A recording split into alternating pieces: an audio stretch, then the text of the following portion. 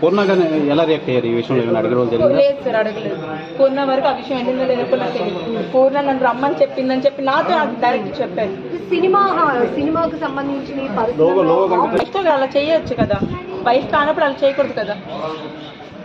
ఇప్పుడు అమ్మాయి సారా, అమ్మాయిది గోదావరి రాజమండ్రి ధవళేశ్వరం బ్రిడ్జ్ దగ్గర. మీడియా అందరి ముందు సారా అని పేరు చెప్తోంది, ఇక్కడ ప్రాజెక్ట్ జరుగుతోంది, నేను వచ్చాను అంటున్నాను. వంశీ ధర్మజ్ఞ అమ్మాయి పేరు సార్. ఇక్కడ సార్ చెప్పండి సార్. సార్ అబ్బాయి అవి మీడియాలో ఉన్నాయి కదా మేడం.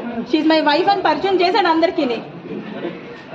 ఎక్కడ అకామిడేషన్ ఏంటి సార్? ఆఫీస్ రూమ్ కి సంబంధించిన ఏమి ఉన్నాయి అక్క చెప్పండి. ఆఫీస్ సంబంధించి ఇప్పుడు ఒక మీడియా ఆఫీస్ అనుకోండి, 4 కెమెరాలు 4 మైకులు, ఒక జర్నలిస్ట్ ఉంటారు.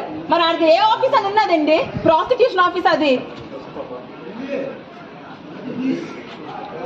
చెప్పండి సార్. చెప్పారు